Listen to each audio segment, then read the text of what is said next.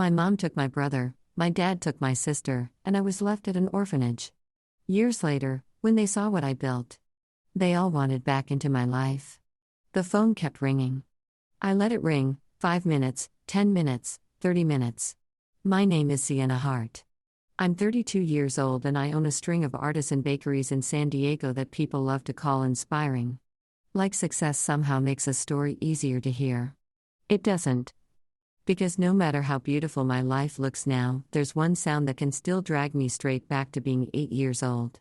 A phone ringing and ringing while I stand there frozen, already knowing the person on the other end wants something I should have gotten decades ago.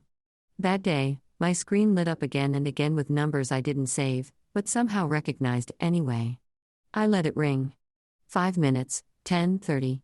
I kept frosting cakes, checking the ovens, signing invoices, acting like my hands weren't suddenly shaking.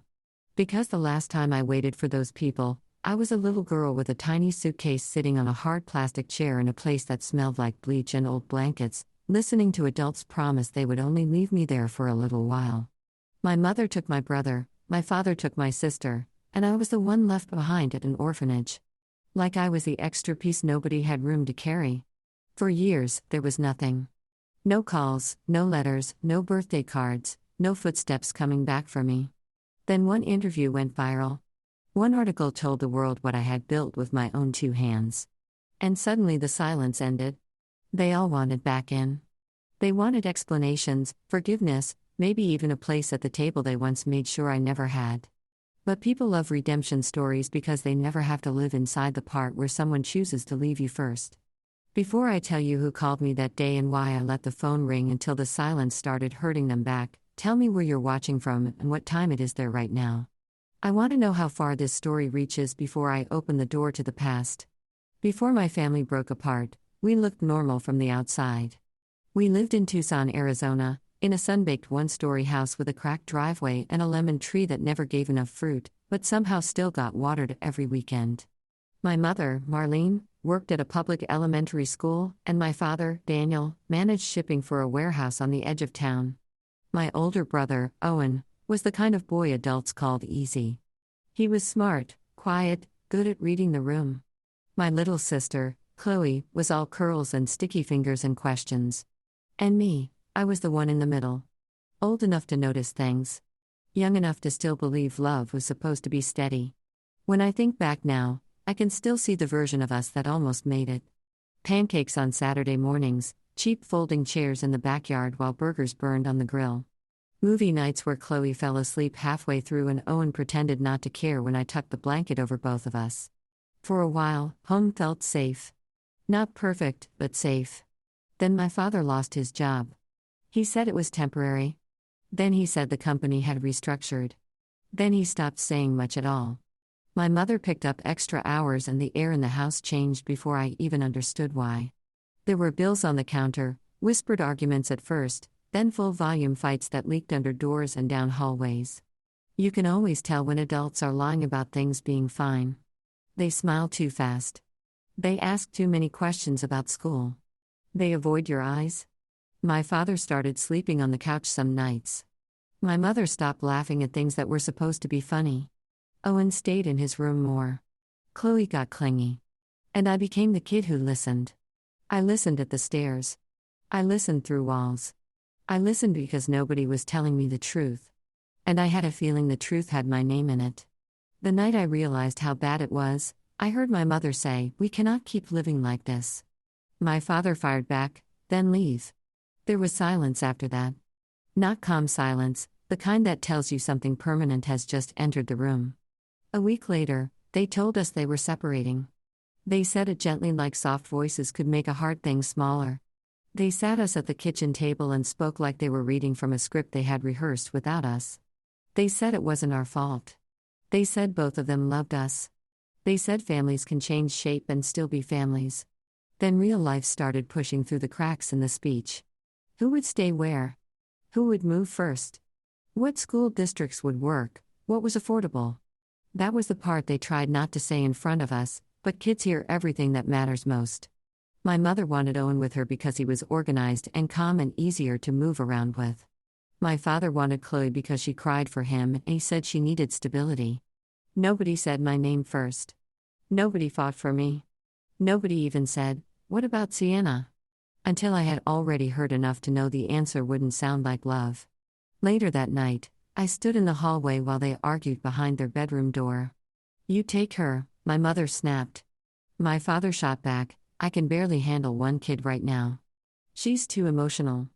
Then my mother said the sentence that lived under my skin for years. She said, "Just for a little while. Maybe Hope House can keep her until we get settled. Keep her like I was luggage, like I was a box they needed out of the way until life felt easier."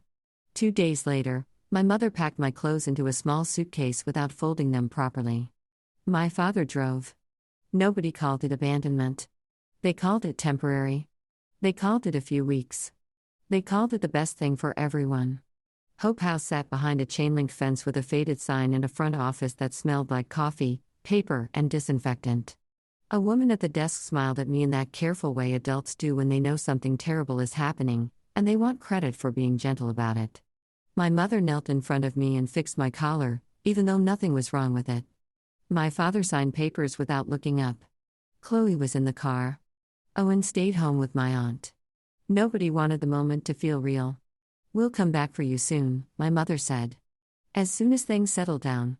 My father finally looked at me and said, "Be good, okay? It'll just be for a little while."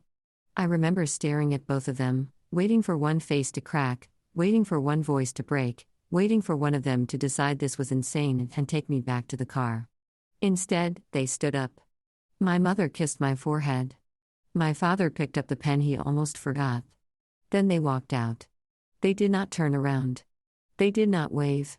They did not come back that weekend or the next one or the one after that. The first night at Hope House, I slept in a narrow twin bed with a plastic mattress cover that crackled every time I moved. The room held 4 girls, but nobody spoke after lights out. One girl cried into her pillow. Another stared at the ceiling like she'd done it so often she could see something written there. I kept my shoes on because I thought maybe my parents would come late and I'd need to be ready. That was the kind of child I still was then. Not angry yet, just prepared. The next morning, I sat near the window in the day room because I wanted the best view of the parking lot. I figured if they came, I'd see them first. A white sedan pulled in around noon and my heart nearly stopped. But it was a volunteer bringing canned goods. After lunch, a caseworker asked if I wanted to make a thank you card for my family for arranging safe care until they got back on their feet. I remember looking at her and thinking, "You don't know them at all." But I was 8 and scared. So I nodded and took the crayons. Every adult around me seemed more comfortable with the version of my story where I had not been left. So for a few days I tried to live inside that version too. I made the card. I sat by the window. I counted weekends. By the second week even the staff stopped using the phrase "when your family comes back" and started saying "if there are updates." There is a big difference between those two kinds of sentences.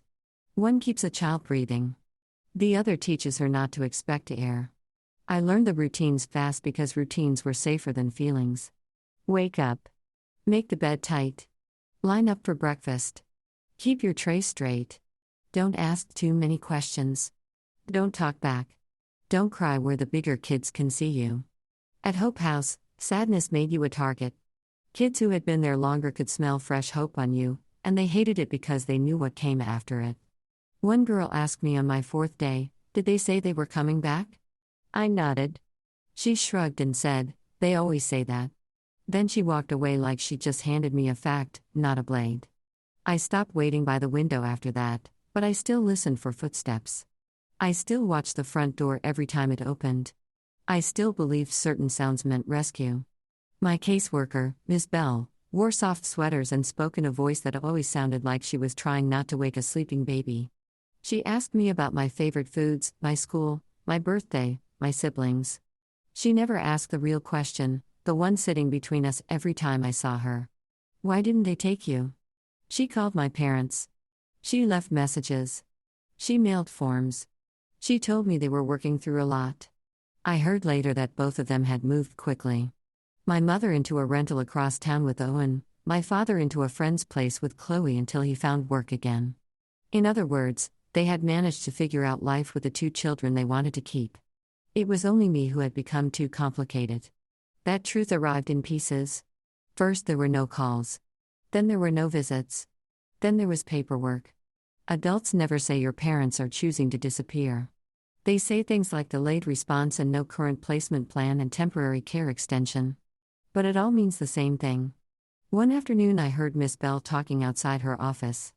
She didn't know I was around the corner. She said, "We may need to transfer her into long-term foster placement if the family remains non-responsive." Non-responsive. That word changed me. It sounded so clean, so professional, so much nicer than abandoned. Around the same time, I learned my mother had told relatives I was staying with family friends while things got sorted out. My father told people I was in a special school program. Everybody got a lie that made them comfortable. I got a bunk bed and a locker with a broken hinge. The part that hurt most was not hunger or rules or even fear. It was invisibility. My brother and sister still existed in their new homes. They had rooms, routines, bedtimes, school mornings. They were still inside the story of the family, even if it had split in half. I was the part everyone edited out. A child can survive a lot.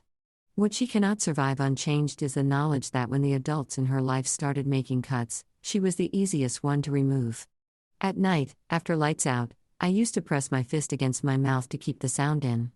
I didn't want the other girls to hear me crying. I didn't want to sound like someone still waiting, but deep down I was still waiting. Waiting for one grown-up to realize they had left a living, breathing daughter in a place designed for children nobody came back for. Waiting for one phone call that would say there had been a mistake. Waiting to matter enough for someone to be ashamed. That call never came. The week my 9th birthday passed with no card and no cake and no voice from home. Something inside me went quiet.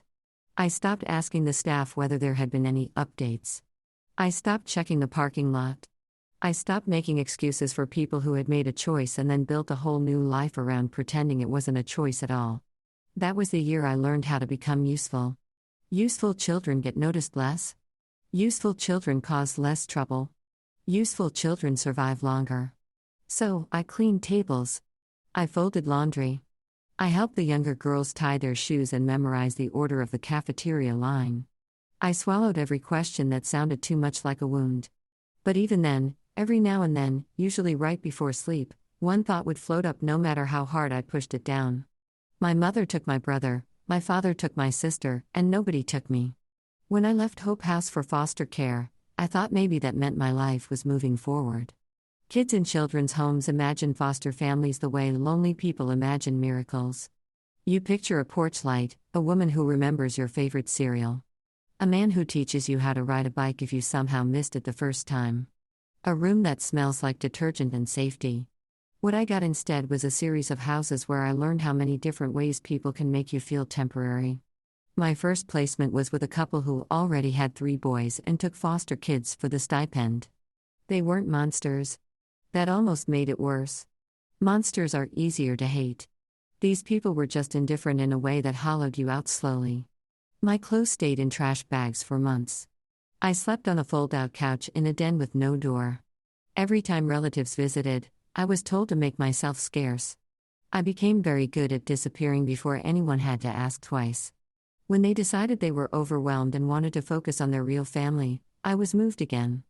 That phrase stayed with me for years, too. Real family, as if I had been a rehearsal. My second placement had too many kids and too few adults paying attention. Food vanished fast.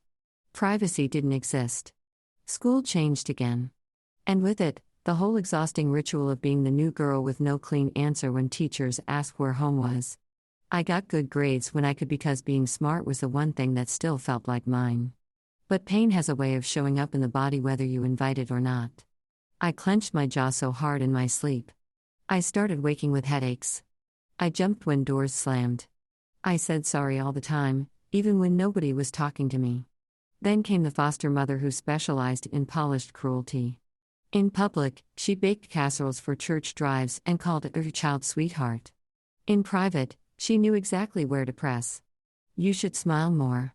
People don't like girls with that look on their face. Maybe if you were easier to love, somebody would have kept you. She never hit me. She didn't have to. She went after the part of me that still hoped I had been worth staying for.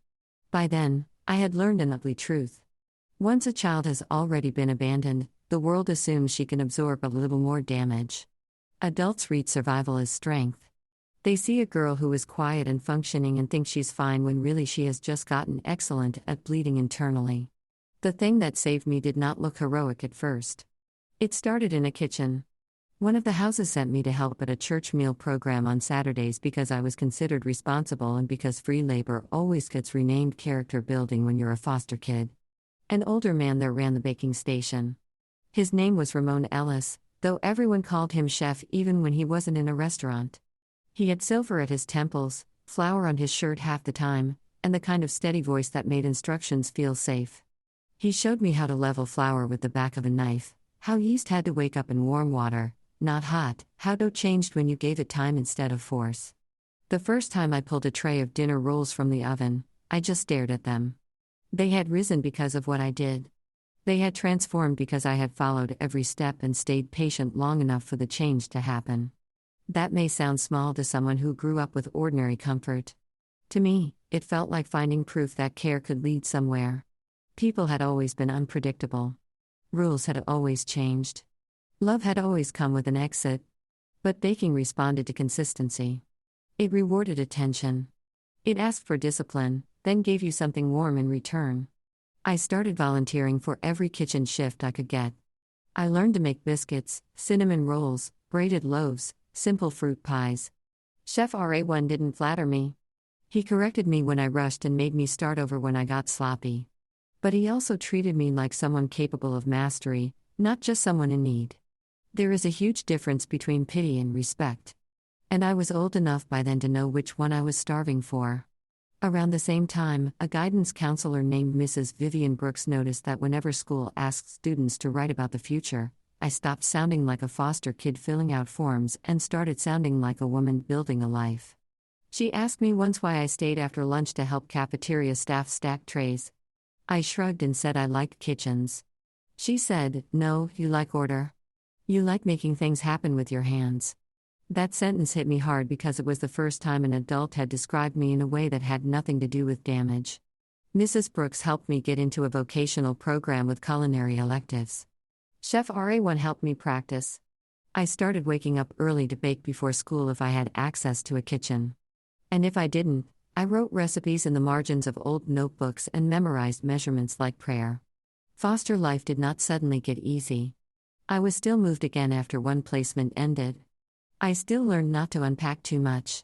I still had nights where anger came up so hot I had to sit on my hands to keep from breaking something. But now there was a small stubborn light inside me. Every time I kneaded dough, every time butter melted into flour, every time a crust turned golden at the edges, I felt less like the leftover child and more like somebody becoming. By 16, I was helping cater small church events and neighborhood gatherings. By 17, I was the person Chef Ramon trusted with the bread station without supervision. He told me once, "You have a gift, Sienna, but more than that, you have discipline. Talent makes noise. Discipline builds a life." Nobody in my biological family ever gave me words like that. Nobody told me I had something worth growing. The people who had made me did not stay long enough to see who I was. But two strangers did. An old baker with flour on his sleeves and a counselor who noticed where my eyes lit up. They were the first people who taught me something I would spend the rest of my life proving true. Being left behind does not mean you are meant to stay there. It only means you will have to build your own road out. I aged out of the system at 18 with one duffel bag, a folder full of paperwork nobody really explains to foster kids until it's too late, and a scholarship to a community college culinary program that felt way too small to carry the size of my hunger. Not hunger for food, hunger for control, hunger for a future nobody could take because nobody had given it to me in the first place. I moved into a shared apartment in San Diego with two other girls who didn't care where I came from as long as I paid rent on time and kept the sink clean. That was one of the first freedoms adulthood gave me. Nobody asked me to perform gratitude for being allowed to stay. I enrolled in classes during the day and worked mornings at a diner that served breakfast to men in work boots and women in scrubs who smelled like perfume and exhaustion. At night, I cleaned equipment at a small bakery in North Park until my back itched, and my fingers went numb from hot water and sanitizer. I did homework at bus stops. I memorized inventory costs while waiting tables. I lived on coffee, toast, and the kind of determination that borders on anger if you get close enough to it. By then, I understood something most people don't learn until much later. Stability is expensive. Peace is expensive. Not having to beg is expensive. And when you come from nothing, every ordinary thing feels like a mountain with bills attached. I started selling my own pastries at a weekend farmer's market using recipes I had spent years refining. Honey sea salt rolls, brown butter muffins, cardamom buns that sold out before 10 in the morning when the weather was cold enough for people to want comfort.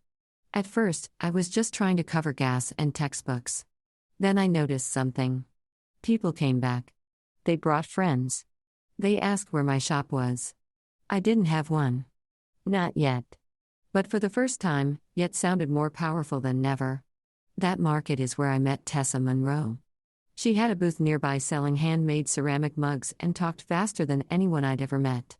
Tessa had a business brain wrapped in a messy bun and a leather jacket.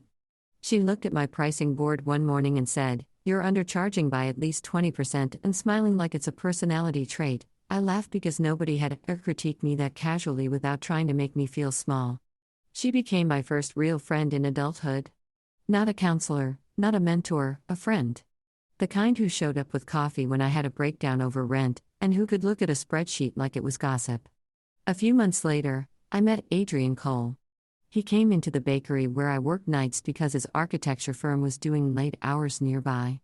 And for a full week, he ordered the same black coffee and one plain croissant like he was too tired to choose joy. On the 8th day, he asked who made the orange rosemary scones. I said I did. He took one bite and closed his eyes like he was having a spiritual experience in front of the pastry case. I should have found that ridiculous. Instead, I laughed so hard I had to look away.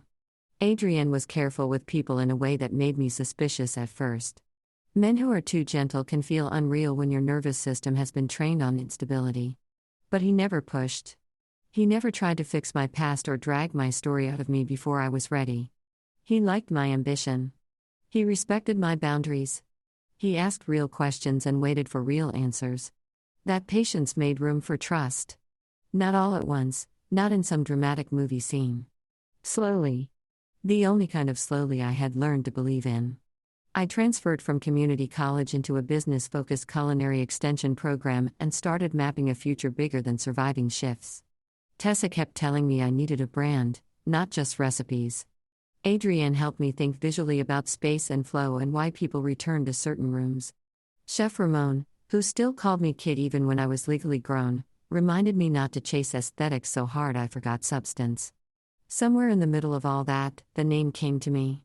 Second morning because some people get one clean beginning and some of us have to build a second one with our own hands. I started with pop-ups, then private catering for small creative events, then a breakfast window inside a shared food hall that barely fit 2 employees and a mixer, but felt like proof of concept.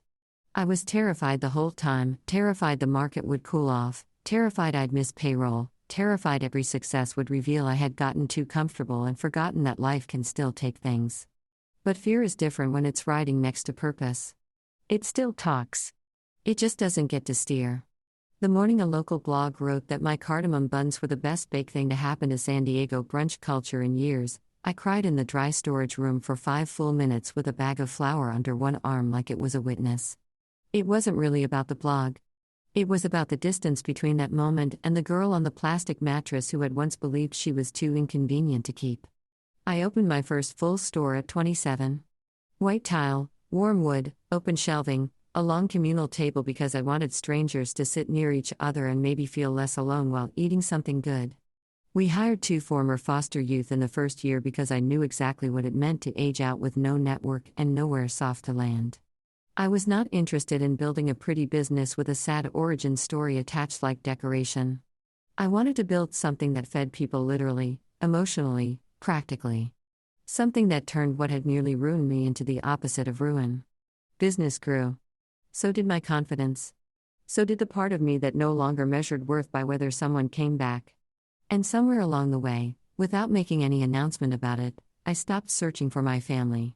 I stopped typing names into social media, Stopped imagining accidental reunions in grocery store aisles, stopped wondering if maybe they had suffered enough to earn their way back into the story. I had too much to do, too much to protect, too much life of my own. That was the strange beauty of success after abandonment. It did not erase the wound. It just stopped the wound from being the center of every room I walked into. By 32, Second Morning had grown from one narrow breakfast window into 8 locations across San Diego County. Each one built around the same idea that had saved me years earlier in somebody else's kitchen. Consistency, warmth, dignity, good bread, real coffee, a room where nobody had to earn the right to stay seated. Newspapers loved my story once it became polished enough for print. Local anchors called me resilient. Lifestyle magazines called me self-made. They put me in linen blazers and photographed me beside racks of pastries like survival had been a branding exercise instead of a private war. I understood the value of press. So I smiled and did the interviews. But every time someone said orphan turned entrepreneur, I had to resist the urge to ask whether they wanted the version with the nice lighting or the one with the hunger and panic attacks and years of being treated like temporary furniture. Still, the coverage helped, so I used it. We launched a paid apprenticeship program for young adults aging out of foster care. We partnered with a housing nonprofit. We started offering free budgeting workshops once a month out of our flagship location because nobody teaches kids in the system what adulthood actually costs until the rent is due. Tessa ran operations like a field general in gold hoops. Adrienne eventually designed my 3rd and 4th stores, then kept designing the next ones because apparently mixing romance with commercial build-out is sustainable if both people know how to argue without making the room unsafe. My life was not perfect, but it was mine in a way that still moved me sometimes. I had a home with plants I kept alive on purpose. I had a partner who knew when to hold me and when to leave me alone. I had people who called not because they needed something, but because they wanted to know how my day had been. I had built a life sturdy enough that my past no longer felt like a trapdoor under every good thing. Then I agreed to do a television interview. It was a local feature at first, just a human interest segment about small business growth and community impact. But the anchor asked one unexpected question near the end. She said, "You talk a lot about creating a second chance for other young people. Where does that come from for you personally?" And maybe I was tired. Maybe I was ready. Maybe some part of me wanted the truth to exist somewhere outside my own body for once. So, I told it. Not every brutal detail, but enough. I said I had been left in a children's home at 8. I said I spent my childhood moving through the foster system. I said the work I do now is built on the kind of support I wish somebody had fought to give me earlier. The clip went online that evening. Then a bigger account reposted it. Then a newspaper picked it up and wrote a longer piece with old photos, business numbers, and a headline about what I had built after being abandoned by both parents. That word finally appeared in print. Abandoned. I stared at it for a long time on my phone and felt no shame, only clarity. 3 days later, the calls started. The first one came while I was reviewing payroll in the back office. Unknown number. I ignored it. Then another, then another. By lunchtime, there were 6 missed calls and a voicemail from a voice I had not heard in over 20 years and still recognized instantly because trauma stores sound in places logic can't reach. It was Owen. His voice had gotten deeper, but the rhythm of it was the same. He said, "See, it's me. I know this is a shock. Please call me back. There's a lot you don't know." I sat so still after that message ended that one of my assistant managers knocked on the office door to ask if I was okay. I said yes, which was not true, but also not entirely false. I was functional. That had been my version of okay for most of my life. The second voicemail came from Chloe that evening. She cried before she finished saying my name. The third was my mother. She sounded older, grayer, like regret had weight in her chest. Then my father called. Then Owen again, then my mother again. Then texts started arriving. Each one trying a different tone. "We need to talk. Please just hear us out. There's so much you were never told. We've been looking for you. Your father is sick. Your mother is beside herself. Chloe wants to see you. Owen says he never stopped thinking about you." I let every call ring out. 5 minutes, 10:30. Just like that first day in my office when my hands shook over a tray of invoices. And I understood with awful precision what was happening. They had seen me, not the child they left, the woman I became without them. The businesses, the articles, the photos, the version of me that looked valuable. People always ask whether success is the best revenge. I think that depends on what kind of success you mean. If success means being so visibly okay that the people who broke you suddenly want access again, then yes, it has a cruel little edge to it. Because the truth is their silence had lasted until my life became something they could point at, lean on, or possibly benefit from. And I knew enough about human timing by then to understand that timing is often motive wearing a polite coat. I did not call them back right away. I listened to the voicemails twice, then forwarded the numbers to Tessa, who has the instincts of a private investigator trapped inside a businesswoman's body. She didn't do anything illegal. She just knew how to look at public records, social media, local news archives, and the internet footprints people leave when their lives stop holding together neatly. By the end of the week, the picture was ugly enough to make the timing of their sudden love feel even dirtier. My mother, Marlene, had remarried years after the divorce, then divorced again 18 months earlier. Her second husband left after a long stretch of financial problems she had apparently hidden from almost everyone. My father, Daniel, had developed serious health issues and was living alone in a one-bedroom rental outside Phoenix after burning through what little savings he had. Owen worked in regional sales until he got tangled in an expense fraud investigation and lost his job. Chloe, according to Tessa, had been on and off with both parents for years and had at some point learned enough of the truth about me to pull back hard. In other words, life had done what conscience never managed to do. It had cornered them. Suddenly, my story wasn't a family shame they could bury. It was a door they wanted reopened. Because maybe the daughter they threw away had grown into someone useful. Maybe I should tell you that was the moment all my feelings shut off and I turned into ice. That would make for a cleaner revenge story. It would also be a lie. What I felt was complicated. Rage, yes. Disgust, absolutely, but also grief. The old kind. The humiliating kind. The kind that doesn't care how successful you are. Because even when you know exactly who people are, there is still a part of you that notices how long it took them to want you and bleeds. Anyway, I finally agreed to meet them on one condition. Not at anybody's house, not in Arizona, not over some sentimental family meal where they could act like memory was the same thing as repair. I told them to come to San Diego and meet me after closing hours at my flagship store. Neutral ground. Except it wasn't neutral at all. It was my ground, my ovens, my staff gone home, my table, my rules. They arrived together on a Tuesday evening just after 7. I saw them through the front windows before I unlocked the door. And for one surreal second, they looked like a family in an ordinary scene, standing under the soft light outside a bakery, shifting their weight, waiting to be let in. Then I remembered what families do when they want to keep you, and the image broke. My father looked smaller than I remembered, not just thinner, but dimmer somehow, like life had scraped him down. My mother had the same hands, still restless when nervous, twisting the strap of her purse. Owen carried himself with the careful politeness of someone who knew he needed mercy and had no right to ask for it. Chloe looked at me the way people look at a grave they finally located after years of not knowing where to stand. I let them in. Nobody hugged me. Good. They sat at the long communal table where strangers usually shared pastries on Sunday mornings. And for a while, nobody knew how to begin. Finally, my mother whispered, "You look beautiful." It was such a useless sentence in that room that I almost laughed. Instead, I said, "You didn't come here to describe my face. Start talking." Owen tried first. He said they had all been through hard times. He said there were things I never understood as a child. He said everyone had regrets. My father said he had been overwhelmed, broke, ashamed, drinking too much. My mother said she had been drowning and thought I would be safer in temporary care than in the chaos they were living through.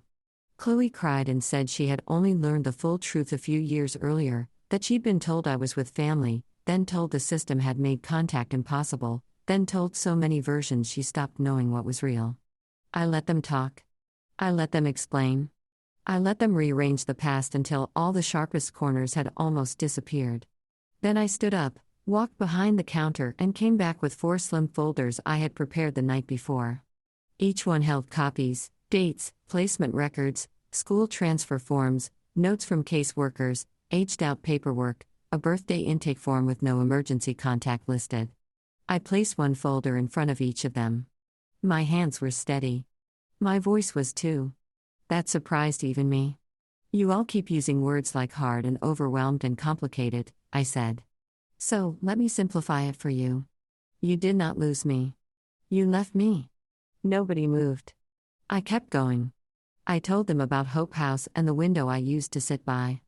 I told them about the foster home where my clothes stayed in trash bags. The woman who smiled in public and whispered poison in private. The nights I rationed food because I didn't know if enough would still be there in the morning. The schools where I learned not to mention parents because pity made people awkward and cruelty made them interested. The headaches, the insomnia, the way I apologized for existing well into adulthood because somewhere along the line I had absorbed the idea that needing anything was dangerous. My mother started crying halfway through. My father stared at the paperwork like it might blur if he didn't fully look at it. Owen covered his mouth. Chloe wept openly. I did not stop. I had waited too long to be interrupted by tears that should have come decades earlier. Then I told them about Chef Ramon, about Mrs. Brooks, about Tessa and Adrian and a life I built from scratch. I told them because I wanted them to understand something essential. They were not sitting across from a broken child who had survived by accident. They were sitting across from a woman who had been rebuilt by people with no obligation to love her and no blood tie forcing them to stay. That was their indictment. Strangers did what family refused to do. When I finished, silence settled over the room with real weight. Then my father said the thing I think he believed would move me most. He said, I know I don't deserve this, but I'm sick, Sienna. I don't have much time, and I wanted to make things right before it's too late. My mother reached for my hand, then stopped when I didn't move. Owen admitted he had hoped maybe I would help the family get through this stretch, that maybe with everything I had built, there was a way to support our father's care. Maybe help him get somewhere better. Maybe even help Owen get back on his feet after what he called one terrible mistake. That was the moment the room changed. Not because I was shocked. I wasn't. Some part of me had expected it. But hearing it out loud stripped the last layer of performance away. There it was. The need beneath the nostalgia, the urgency beneath the apology. They had not found me because love finally outran shame. They had found me because my success looked like shelter. I leaned back in my chair and looked at each of them one by one. Then I said the most honest thing I had ever said to my family. I did not build this life so the people who abandoned me could come back and use it as a landing pad. My mother flinched like I'd slapped her. Maybe in a way I had. Chloe started saying she wasn't asking for money, only a chance. I believed part of that, maybe even most of it. She had been younger than Owen and more lied to than I was comfortable ignoring. So, I gave her the only softness I had left to offer. I told her that maybe over time there could be a conversation between us. Just us, slow, honest, no rewriting, no pressure. She nodded through tears because even she understood that slow was more than they deserved.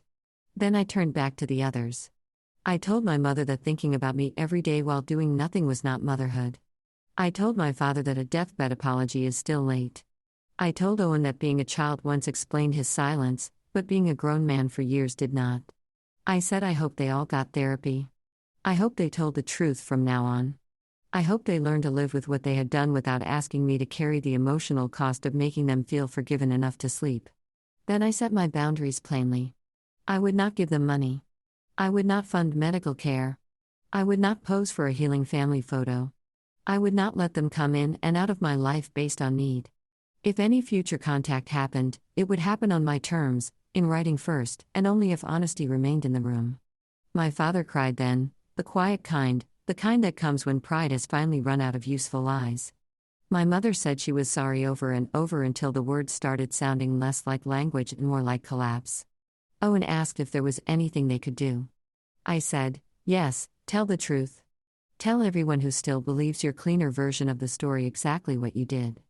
Stop calling what happened a misunderstanding. Stop hiding behind the word temporary. Say it correctly for once. You left your daughter in care and built new lives around her absence. That is the truth. Live with it. They stayed another 20 minutes, maybe less. No one touched the coffee I offered out of habit. When they left, I locked the door behind them and stood alone in the quiet bakery with the lights low and the smell of tomorrow's dough cold fermenting in the walk-in. Adrian arrived 10 minutes later because Tessa had texted him when the meeting started. He didn't ask me whether it went well. Smart man. He just opened his arms and I stepped into them. I wish I could tell you that was the end. It wasn't. Endings like that are never one clean cut. There were follow-up emails, a letter from my mother, one from Owen, a shorter one from my father after a hospital stay.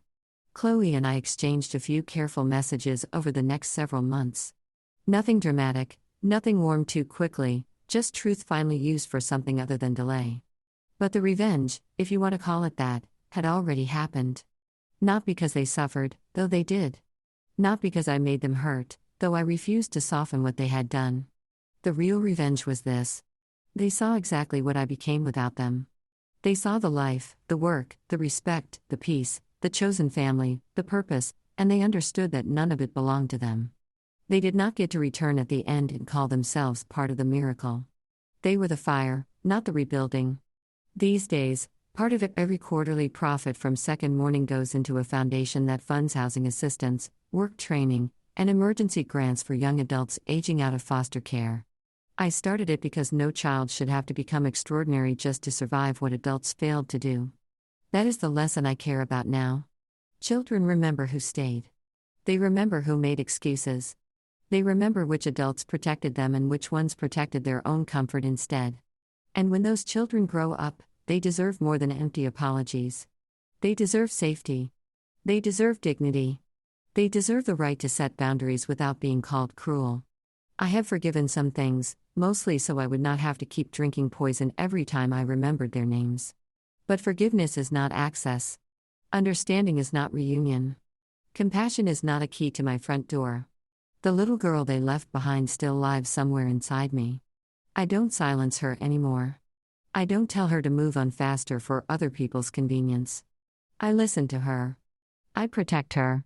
I built a life big enough that she never has to sit by another window waiting for footsteps that won't come. And if there is one truth I hope somebody hearing this carries with them, it is this. Family is not proven by blood. Family is proven by who stays when staying is hard.